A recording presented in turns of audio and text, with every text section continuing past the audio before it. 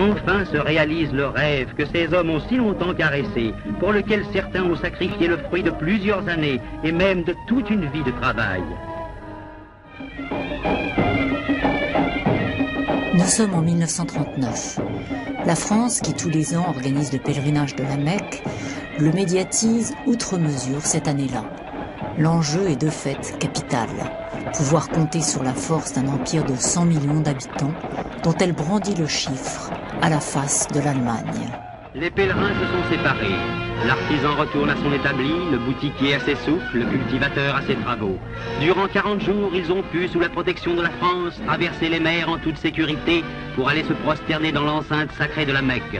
Dans cet immense creuset où vient se fondre chaque année l'élite de l'islam, ils ont pu répéter à leurs frères musulmans ce que la France avait fait pour ses sujets. Revenus dans leur pays natal, ils vont reprendre leur vie normale, auréolés cependant d'une grâce nouvelle, décidés plus que jamais à se montrer bons musulmans pour continuer à être bons Français.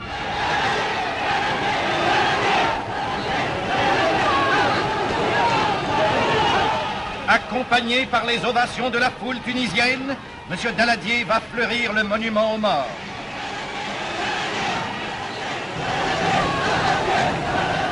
Puis le président du Conseil se rend au palais de la Résidence. Le voyage de Daladier intervient un peu avant la guerre, dans une atmosphère extrêmement tendue, et notamment dans une très forte tension avec le gouvernement italien de Mussolini, qui quelques mois auparavant a émis des revendications sur non seulement la Tunisie, mais également sur la Corse et sur Nice. Et donc le voyage de Daladier vise justement à manifester le refus de la France de ces prétentions italiennes et le désir aussi, la volonté française de résister à toute agression. Ils savent, comme le savait leur père, que la puissance de la France est invincible.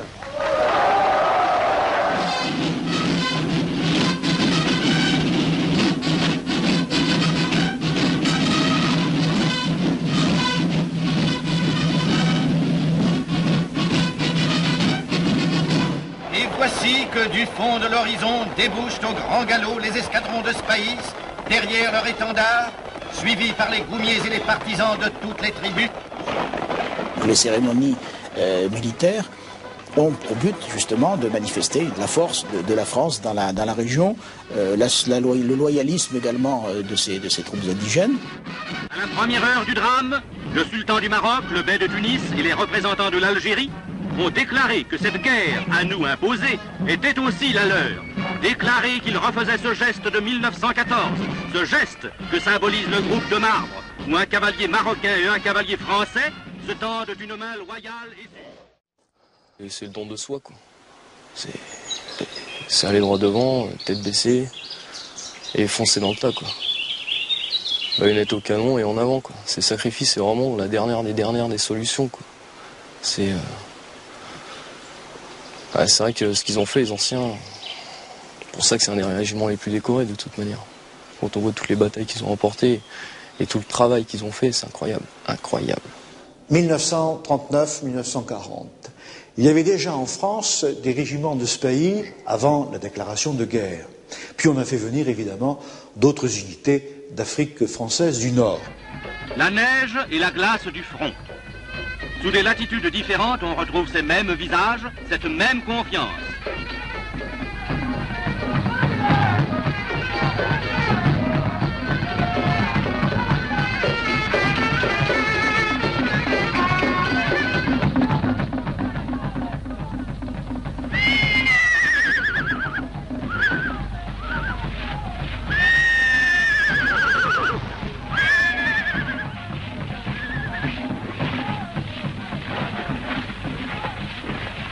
Ces hommes à nos côtés, ils vivent la vie que nous vivons. Ils courent les dangers que nous courons. Ils sont nôtres.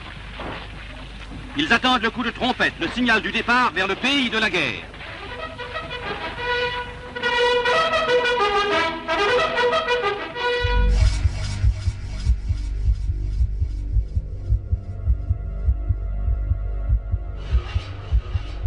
Le 15 mai 1940, à 4h30, les Spahis prennent leur position et organisent des barricades dans le village de Lahorli. À 8 heures, c'est le début de la bataille entre le groupement nord de la 1er Panzer et la 3e brigade de Spahis. Malgré la faiblesse de l'armement français, les Spahis maintiennent leur position avec de grosses pertes, mais obligent parfois les Allemands à décrocher. À 12 heures, nouvelles attaques allemandes massives menées par l'infanterie, chars et autres véhicules blindés. À 15 heures, attaque de chars qui progressent vers le cimetière. Le colonel Geoffroy, chef de corps du 2e Spahi marocain, est tué à son poste. Les hommes du colonel Marc forcent le passage. Ils sont tués les uns après les autres.